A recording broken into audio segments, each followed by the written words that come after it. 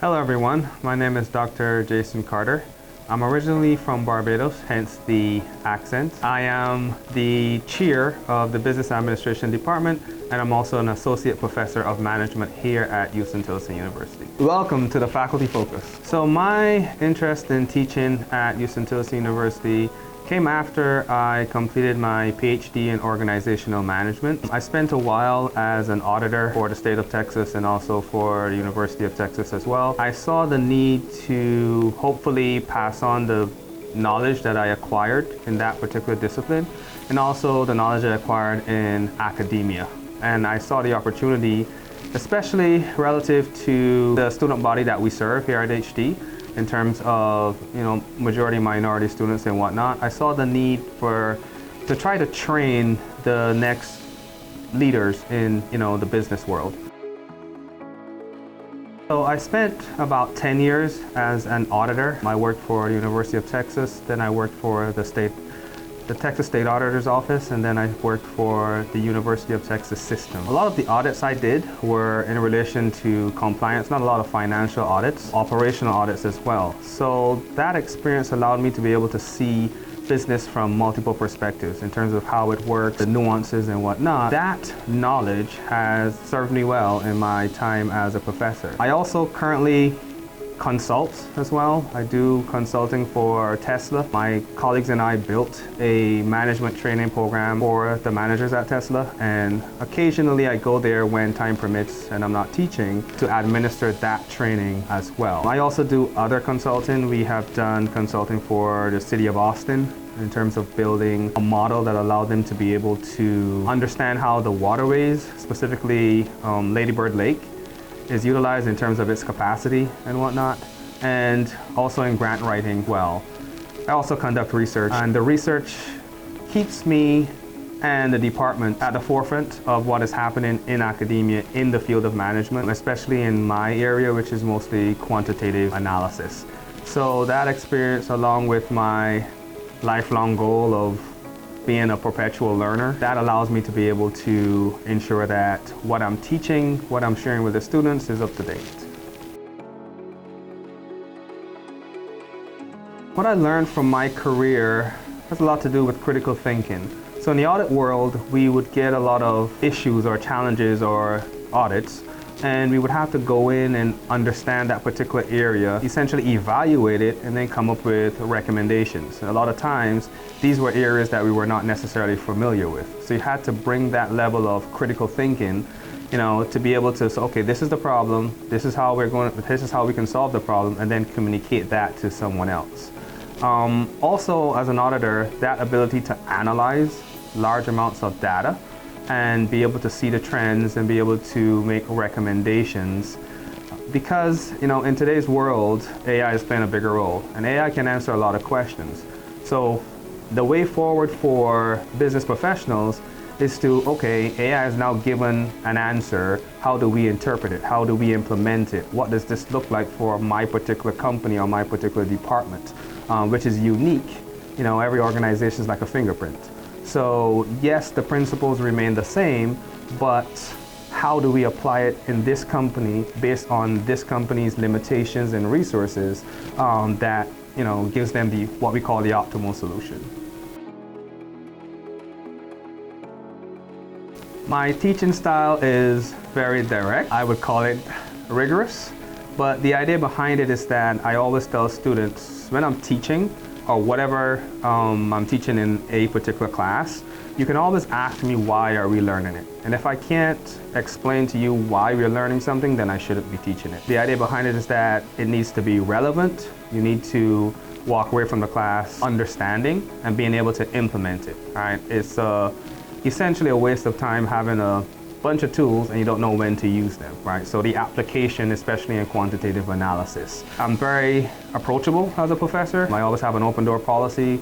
If there's something you don't understand, feel free to reach out to me, whether that's on Teams, whether that's email, come by my office. So I'm very open as a professor, but my classes can be challenging and rigorous, which I think most MBA students appreciate.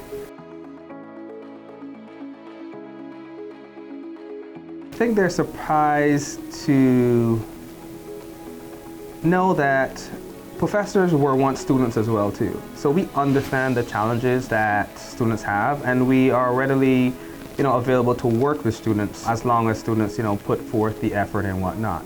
So I think sometimes, you come into, especially the MBA program, and you have this perception that this is just going to be tough, this is going to be challenging, professors are not going to be understanding. We understand the challenges that you face, and we are willing to work with you. So I think that is a refreshing view of the program when students come in.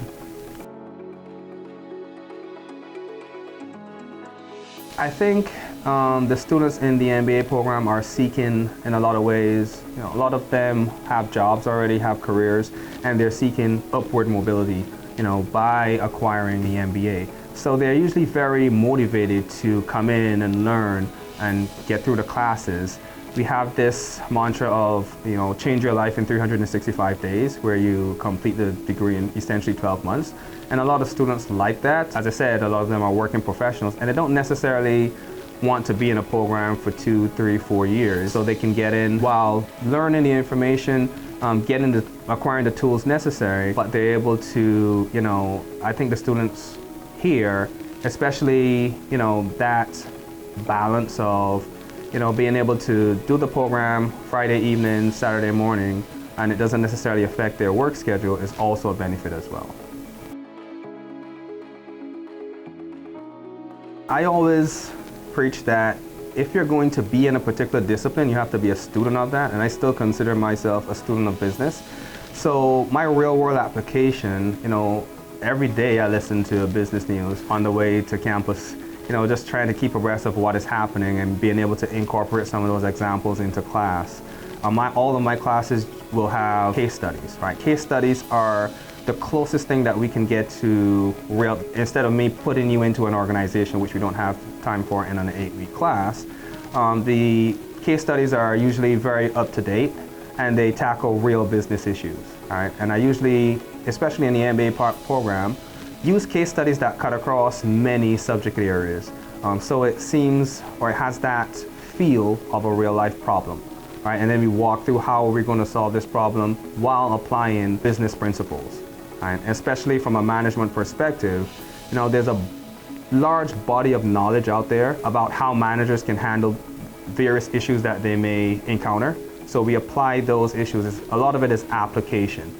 Right? Yes, we go through this is what this is, but then how do I apply it? How do I use this in real life?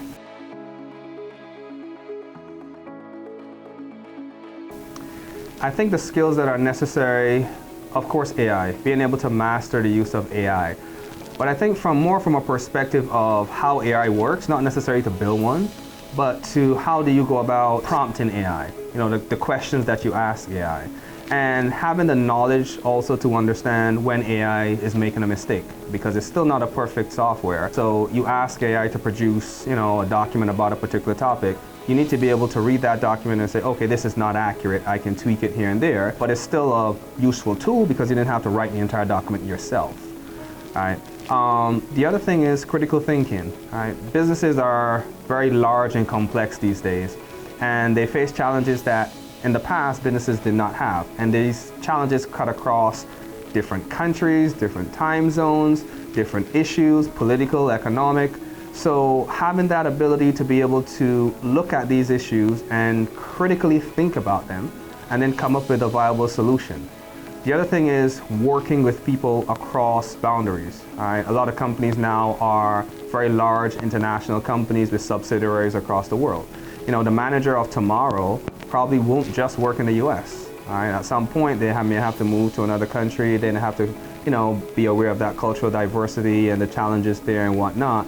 So the business leader of tomorrow has to be very dynamic. They have to be able to think critically, look at the organization from a very conceptual view, a very bird's eye view, and be able to make sense of all of that information. Right? And sometimes it's not just down to one person. Usually you're part of a team, and that's the team's responsibility, but that's what you have to bring to that team in order for that team to be successful. The most rewarding experience is seeing a student come in at a particular level, and then when they leave, they're, better in that particular discipline, right? And they go on to, get a raise, get a higher position.